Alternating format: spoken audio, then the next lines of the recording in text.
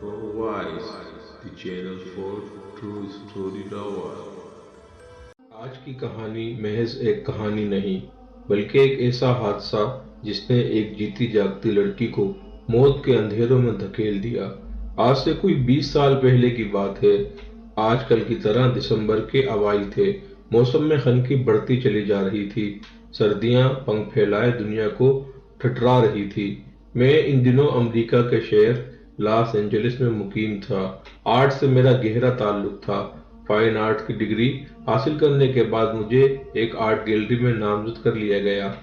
میری اپنی تصاویر تو ابھی ابتدائی مراحل میں تھی، لیکن آرٹ گیلری میں بہت سے اعلیٰ پائے کے مصوروں کے فن پارے دیکھنے کو ملے۔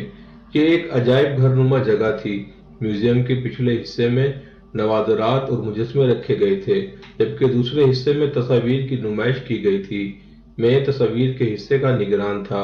میں محسوس کرتا تھا کہ کچھ تصاویر اپنے اندر ایک عجیب سا احساس رکھتی تھی۔ جب بھی ان کی طرف نظر اٹھاتا تھا، جسم میں ایک سنسنی سی دوڑ جاتی تھی۔ ان تصاویر میں سب سے آخری تصویر کسی لڑکی کی تھی، جس کے نیچے لکھا تھا اثراتی تصویر۔ یہ ایک مشہور مصور کی بنائی گئی تصویر تھی۔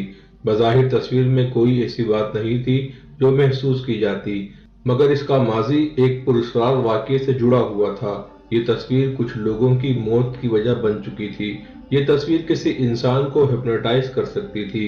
میں ایک مسلمان ہونے کے ناطے ایسی باتوں کو نہیں مانتا تھا، مگر معلوم نہیں کیوں جب بھی اس تصویر کے سامنے سے گزرتا ایک پراسرار خوف کی لہر دوڑ جاتی۔ کہا جاتا تھا کہ یہ تصویر مصور نے اپنی محبوبہ کے لیے بنائی تھی۔ شاید یہ وہی لڑکی تھی، مگر یہ تصویر اس کی محبوبہ تک نہ پہنچ سکی، کیونکہ وہ تصویر ملنے سے پہلے ہی ایک کار حادثے کا شکار ہو کر مر گئی تھی۔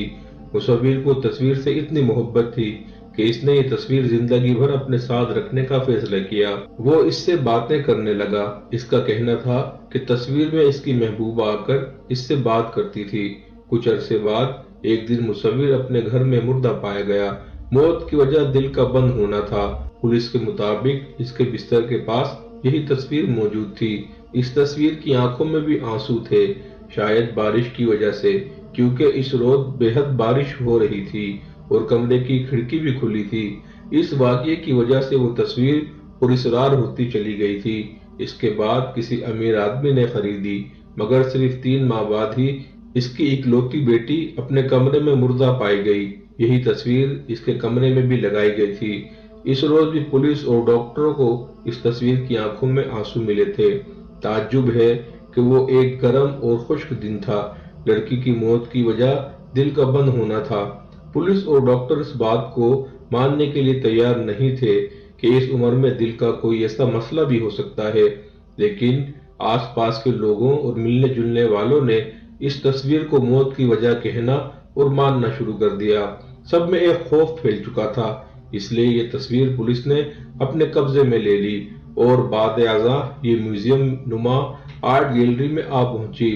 آپ کو اس تصویر کا ماضی بتانے کا مقصد یہی تھا کہ آپ بعد کے واقعات کا صحیح اندازہ لگا سکیں۔ جس جگہ یہ تصویر لگائی گئی تھی، وہ حصہ زیادہ تر شائقین کی نگاہ سے پوشیدہ تھا۔ وہاں اکا دکا لوگ ہی جاتے تھے۔ ہفتے میں ایک بار ان تصاویر کو ایک خاص قسم کے اسپرے کے ذریعے صاف کیا جاتا تھا۔ اس کام میں بھی مدد کیا کرتا تھا۔ جب بھی اس پراسرار تصویر کو صاف کرنے کی باری آتی، میں بے حد عجلت دکھاتا اور دور ہی سے اسپرے کر کے لوٹ جاتا۔ سب سے آخر میں ہونے کی وجہ سے تصویر پر مطلقاً کسی نے دھیان نہ دیا تھا۔ ایک شام جب میں اپنا کام مکمل کر کے ہال کے آخری کونے میں بنے اسٹور میں چیزیں رکھ رہا تھا، مجھے ہال میں کسی کی آہٹ سنائی دی۔ اس وقت شائقین کا آنا منع تھا اور میرے ساتھی بھی باہری دفتر میں حاضری کے لیے جا چکے تھے۔ میں نے جلدی سے سامان رکھ کر الماری بند کی اور اسٹور سے باہر نکلا۔ میرے اور اس تصویر کے درمیان ایک ستون حائل تھا۔ ہیلو، کوئی ہے یہاں؟ میں نے ہال میں نظر دوڑائی۔ کسی کا جواب نہ پا کر میں نے اسٹور کو تالا لگایا اور آہستہ قدموں سے آگے بڑھ رہا۔